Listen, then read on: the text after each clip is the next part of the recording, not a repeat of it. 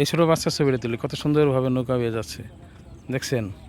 আর ওই সাইডে যাচ্ছে একটা মুরব্বী মানুষ, সাদা পাঞ্জাবি পরা। আসলে বর্ষায় নৌকা ভ্রমণের একটা মজাই আলাদা। আর এই যে ব্রিজের উপরে একটা বাচ্চা সাইকেল চালাই যাচ্ছে। আচ্ছা, যে যার মতো করে উপভোগ করতেছে। এরকম প্রকৃতির দৃশ্যগুলা উপভোগ না করে কে, যার মোটামুটি একটা প্রকৃতির প্রতি আন্তরিকতা আছে, ওই লোকই এখানে আসবে, ঘোরার জন্য আসবে, দেখার জন্য আসবে। মনোরম একটা পরিবেশ, দুই সাইডে নদী, আর মাঝখান দিয়ে একটা ছোট্ট চিপা ব্রিজের মতন অনেকটা দূর এলাকা ব্রিজ। এখানে হাঁটাটাও একটা অন্যরকম আনন্দের বিষয়। ভাবনাহীন চিত্তে সুন্দরভাবে হাঁটবেন, নিরিবিলি একটা পরিবেশ। আর দুইটা মাথা যদি সংযোগ হতো, এখানে লোকারণ্য হয়ে যেত, হাঁটার জায়গায় পাইতেন না।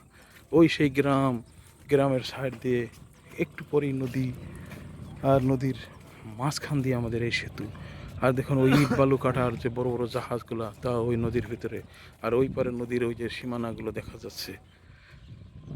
আর সুন্দরভাবে কচুরিপানাগুলো নদীর অববাহিকায় স্রোতের টানে বয়ে যাচ্ছে সীমাহীন গতিতে। কোথায় যাবে ওদের সীমানা জানা নেই। প্রকৃতি ওদের যেখানে নিয়ে যায় ওখানেই চলে যাবে, এটাই ওদের দায়িত্ব এবং কর্তব্য। ওরা নিয়তির ব্যতিক্রম কিছুই করার ক্ষমতা রাখে না। ওরা নিয়তির প্রতি নির্ভরশীল। এই কচুরিপানাগুলা কোথায় যাবে, হয়তো এদিক বুড়িগঙ্গা হয়ে, এই তুরাগ নদী হয়ে বুড়িগঙ্গা হয়ে হয়তো সাগরের পানে চলে যাবে, দিগন্তের পানে হারিয়ে যাবে।